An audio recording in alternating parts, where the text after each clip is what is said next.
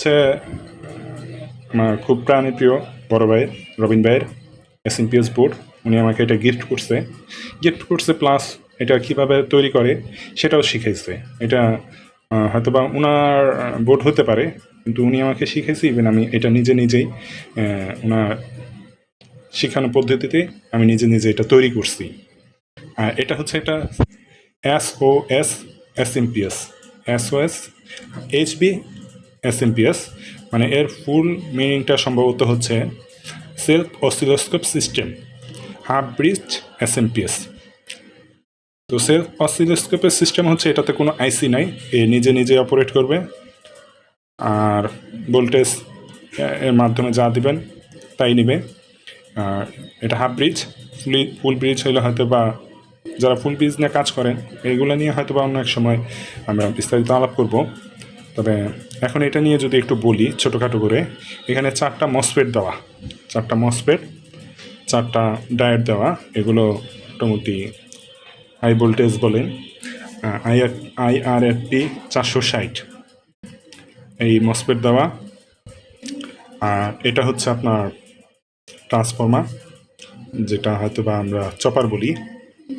তো এখানে এই সেটআপটাকেই একটা মডিফাই করে বড় ট্রান্সফর্মার হয়তো বা ওটা আলাদা একটা হিসাব, মানে ওই কাজে রূপান্তরিত করছে। আর এম্পিয়ারও মোটামুটি ভালো। আমার কাছে যদি ওই অসিলোস্কোপ নাই, আমি এমনি যেটা আমরা সবাই সচরাচর এই লাইন দিয়ে চেক করি হিটারের কয়েল দিয়ে, তো এটা দিয়ে চেক করছিলাম। আমি আমার এই 900 ওয়াট বোর্ড, এটা তো 900 ওয়াটের একটা মডেল, এটা ওই 600 ওয়াট পাওয়া যায়। এখানে 600 পেয়েছিলাম, আর এই বোর্ডে পেয়েছিলাম 600। মোট বলতে গেলে এটা 1200 পর্যন্ত লোড দেয়। আমি মানে আমার বাংলা সিস্টেমে অথবা অসিলোস্কোপ দিয়ে এইটা চেক করলে বা টেস্ট করলে আমি কনফার্ম হইতে পারলাম, যেহেতু বাংলা উল্টাপাল্টা হইতে পারে, যার কারণে এগুলো নিয়ে আর ঘাটাইতাম না। আর আমার ওইরকম ল্যাব নাই যে আমি এটার একটা ভিডিও করে দিব, কারণ ল্যাব থাকলে বা এটা লোড টেস্ট করে দিতে পারলে হয়তো বা আপনারা বিশ্বাস করতেন, কিন্তু আমি যদি এই লোড টেস্ট করি এটাতে কোনো হয়তো বা আপনারা আসার ফলাফল পাবেন না। অনেকে ভালো বলবে, অনেকে খারাপ বলবে। তো এই ব্যাপার নিয়ে আমরা মাথা খাটিয়ে নিই যে ঠিক আছে, আমি আমার ব্যাপারে আমি স্যাটিসফাই যে হ্যাঁ এটাতে লোড আসে কম বেশি। আমার কাছে অনেকে বলে যে এগুলো ভালো না, SMPS ভালো না, ক্লাস ডি ভালো না। ভাই আপনার কাছে ভালো না, কিন্তু আমার কাছে ভালো লাগে। তো আমি আপনার রুচিতে তো আমি জিনিসটা বানাই না, আমার রুচি অনুযায়ী আমি এটা বানিয়েছি। আপনার কাছে খারাপ লাগতেই পারে। অনেকে বলে এবি ভালো না, এইচ ভালো না, টিডি ভালো না। ভাই যার যার রুচি অনুযায়ী যে যেটা পছন্দ করে, এ জায়গায় আমার ভালো আমারটা আমার কাছে আমি ব্যবহার করি। আমি যদি মনে করি আমারটা ভালো, আমার কাছে ভালো লাগতেছে, আপনি বললে তো আর লাভ হবে না। আমি তো আর আপনাকে রিকোয়েস্ট করবো না ভাই কিনেন বা বিক্রি করবো, এরকম না। আপনার যেটা ভালো লাগে আপনি ওইটাই নেন। আপনার এবি ভালো লাগলে এবি নেন, প্লাস ডি ভালো লাগলে ডি নেন, জি ভালো লাগলে জি নেন, এস নেন।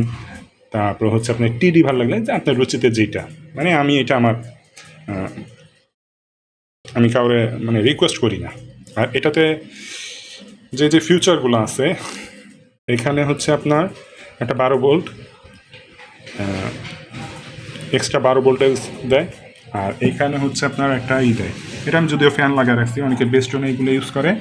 তো এই বেস্টনের জন্য আলাদা একটা 3 পিন দেওয়া, আমি 2 পিনটি ইউজ করছি, ওই যে একটা এক্সট্রা পিন দেখা যাইতেছে। আর এটা হচ্ছে এই যে 12 ভোল্টের আউটপুট। আর এখানে হচ্ছে এই যে আমি যে আউটপুটটা এটা নিছি। আর এটা একটা সুবিধা হচ্ছে এখানে একটা রিলে দেওয়া আছে। এটা কয়েকটা ডিজাইনই আমি দেখছি, অনেকগুলো তো ওভার কারেন্ট মানে ওসিপি যেটা বলে ওভার কারেন্ট প্রোটেকশন থাকে, অনেকটাতে সফট স্টার্ট, যেমন আমার এটা সফট স্টার্ট আছে, বাট ওভার কারেন্ট প্রোটেকশন নাই। ওটা হয়তো বা আলাদা ডিজাইন আপডেট করে নিতে হবে। যদিও ডিজাইনের কাজগুলো আমারটা আমি করি, বা রবীন ভাই টুকটাক আমাকে দিয়ে করায়। যাই হোক, তো রিলে দেওয়া আছে। আপনি যখন এই অ্যাম্পটা অন করব তখন ধপাস করে যে একটা শব্দ হয়, এটা এই স্টার্টের কারণে হবে না। আর অনেক বোর্ডে এইগুলা কোনোটাই থাকে না, জাস্ট এতটুকু থাকে, 2টা মসফেট থাকে বা 2টাই থাকে সর্বনিম্ন। তো এটা 4টা করা, ভোল্টেজ যেহেতু একটু বেশি নেয়। এটা যতটুকু শুনছি রবীন ভাই 70 ভোল্ট পর্যন্ত দেয়।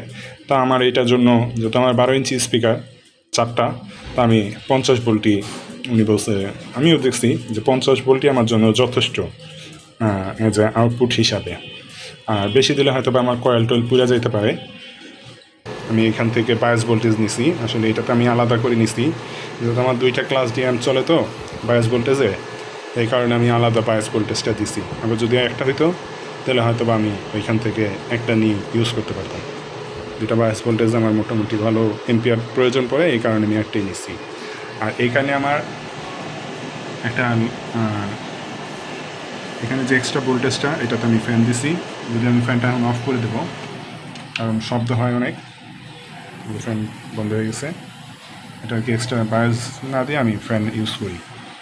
তবে এই যে আমার মিক্সচার 16 চ্যানেলের ইয়ামাহা ভয়েস প্রসেসর সহ, আমি এটা দিয়ে সাউন্ড টেস্ট করি। ক্লাস ডি মিক্সচার ছাড়া কখনোই ভালো আউটপুট আশা করা সম্ভব না, হয় মিক্সচার না হয় হাইগেন বেস্ট্রন। আর এটা হচ্ছে ব্লুটুথ, যেহেতু আমি মোবাইলে ভিডিও করতেছি ব্লুটুথে গান প্লে করব। তো ওকে প্লে করি, দেখি আউটপুটটা কেমন আসে।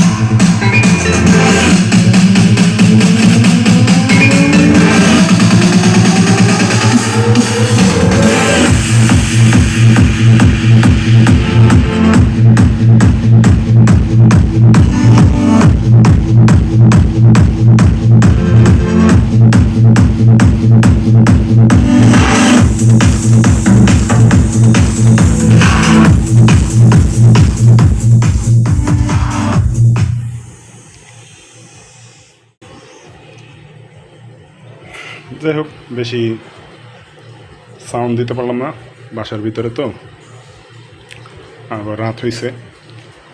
তো এই হচ্ছে ক্লাস ডি, আর এই আমার সেট আপ।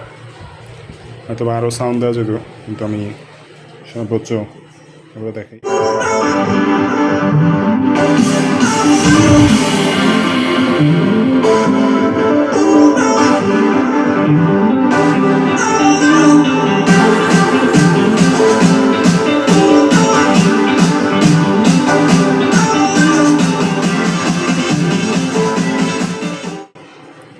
সর্বোচ্চ আমার এতটুকুই যথেষ্ট, কারণ ঘরের ভিতরে, বাইরে হলে তো হয়তো আমি ফুল সাউন্ড দিয়ে টেস্ট করে দেখাইতে পারতাম।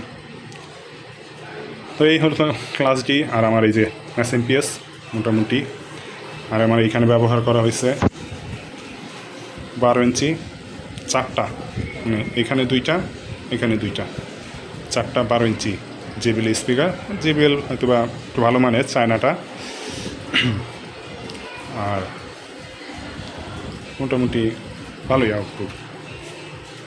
আর এখানে এটা লংজারভিটি, বা মানে লংজারভিটি কি, কোনো হিটিং ইস্যু নাই, এটাতেও নাই, এটাতেও নাই, এখানেও নাই, এগুলোতে কোনো হিটিং ইস্যু নাই, এটাতেও নাই, ডায়োডে নেই। তবে এইটা হালকা, একবার খুব বেশি তা না, এই যে আমি হাত দিয়ে ধরে রাখছি, খুব বেশি যে একটা হিটিং ইস্যু তা না, একেবারে কম। হয়তো বা বেশি লোড দিলে, আরও বেশি আউটপুট দিলে হয়তো বা কিছুটা গরম হইতো, একেবারে যে হয়তো না তা না, এটা গরম হয়, এটা আমি বলি। তোরা ইউজ করলে দেখবেন এটাই গরম হয়, খুব বেশি না, মানে এটার পরে গরম হইলে এটা হবে, এগুলা হয় না। তারপরে হচ্ছে এগুলা গরম হয় মানে অতিরিক্ত লোডের কারণে, কিন্তু এমন না যে আপনার লোড দিলে সাউন্ড নষ্ট হয়ে, এরকম না। আর ক্লাস ডি তো 95% এফএনসি, এটা সবাই জানি কম বেশি, 95 না জানি 90%, তো 90 ধরলাম। তো লং টাইম বাজলেও খুব একটা সমস্যা হয় না, এরকম নাইও। তো এই ছিল আজকের ভিডিও। আল্লাহ হাফেজ।